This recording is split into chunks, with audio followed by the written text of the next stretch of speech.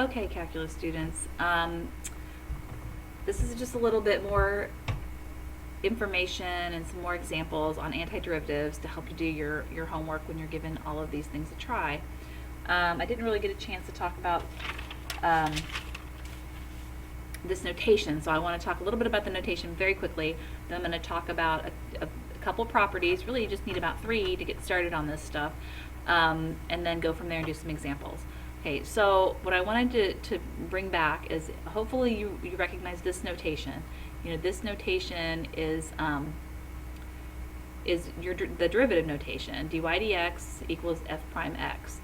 And remember, you know, a derivative is nothing more than the slope of a tangent line. So the slope of a tangent line is the change of y over the change of x. That's all this is saying. That's all this has ever said.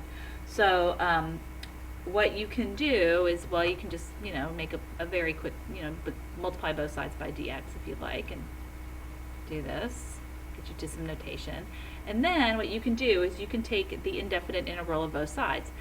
This is what that notation looks like. This little squiggly line, okay? It looks almost like a funny S. And that is the symbol for indefinite integral, which is actually an antiderivative, okay?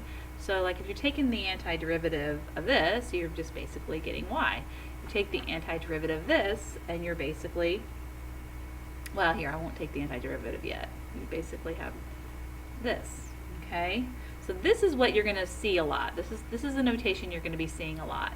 And if you take the antiderivative of that, you're basically getting f of x plus c, and we talked about that constant a little bit. So this is this little integration sign. You're going to be seeing that a lot, okay? And it's called an indefinite integral because there is no starting and stopping. There's no, it's not bound. You have no no top or bottom or beginning or end, okay? So you're going to work with these 3 things. We talked about this one, okay, and that's basically the power rule that we did with derivatives. It's the inverse of that. This is an antiderivative is the inverse of a derivative. So in order to get the antiderivative of this, you want to add 1 to the exponent and then divide by that same number, and of course n cannot equal -1. And then you're always going to add c, and we talked about why that is, and we'll address that more as we do some examples. So this basically tells you if you're integrating something or you're finding the antiderivative of something that really could be separated out into 2 functions added or subtracted together, you can break them apart and find the antiderivative of the first function and add or subtract the antiderivative of the second function. Same if you have a constant. If you've got a constant multiplied by a function, you can actually just pull the constant out of there and then find the antiderivative of the function, and then when you're done, multiply by the k. Okay? So these are the 3 things that are going to basically be used. They're in your book, and I think they're on the sheet that I gave you. So have those next to you until you get really good at this. Okay, so you're going to be seeing this kind of notation in your homework. So this is basically telling you to find, I want you to find the antiderivative of this function, okay? So because this is subtracted here, this is really the same thing as the antiderivative of 13 plus the antiderivative of, minus, that's not a minus, oops. I would like to do undo. The undo isn't working, so I will erase. Come on. Sorry. Try this again. This is a subtraction sign. So subtract the antiderivative of x. Okay? So this is what we're going to do. So the antiderivative of 13 is 13x. Okay? And then the antiderivative of x is, you need to add 1 to the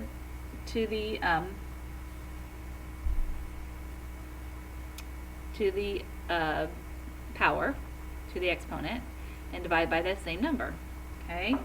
And then we have to add our c, because when you're finding the antiderivative, you could have a constant here, and when you find the derivative of a constant, that is 0. So this could be about anything. And if you want to check your work, you can find the derivative of this. The derivative of 13x is 13, right? So this is f of x. So the derivative of this would be 13 minus, you bring that 2 down, you would get 1 times x to the first power. And then there could be any constant here, okay? So you can always check your work, because you should be pretty familiar with these derivatives.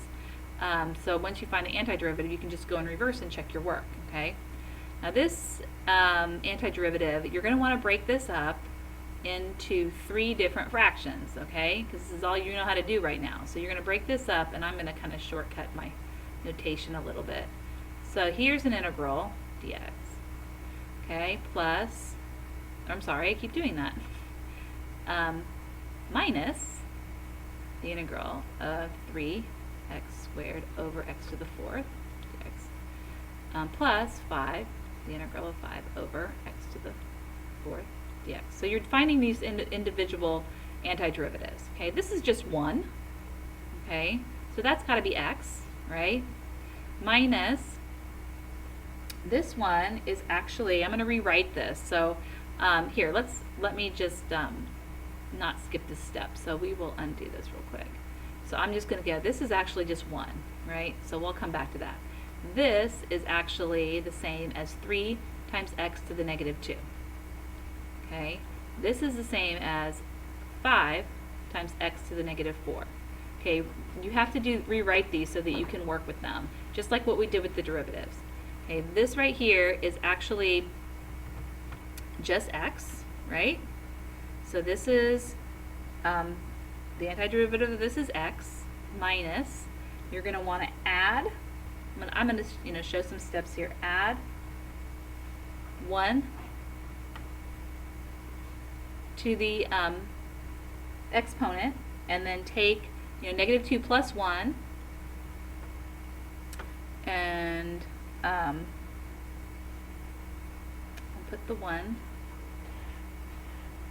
down here. So remember that we're going to do n plus 1, this, which is actually negative 2 plus 1 is negative 1, so that's going to go down here. And then we're going to add to it 5 times x to the negative 4. We're adding 1, remember. And that's going to be, that's negative 3, so that's what goes down here, plus c. And then you can just do a little simplification. So this would be x plus 3 times x to the negative 1 minus 5/3 x to the negative 3 plus c. And then you could also go one more step and put them in fraction form.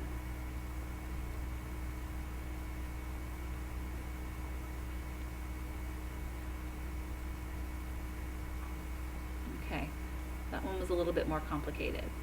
Okay, then I'm going to do one quick one that has a trig function in it. Same idea, you're going to find the derivative of this, or the antiderivative of this, sorry, and there you go again, subtract the antiderivative of this. Okay, that should be a t because I'm using t's instead, dt of x's.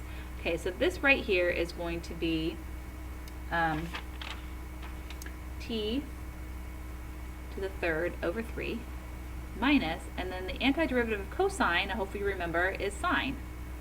Okay, because the derivative of sine of t is cosine t, so the antiderivative of cosine t would be sine t. And then, of course, we would get to add c.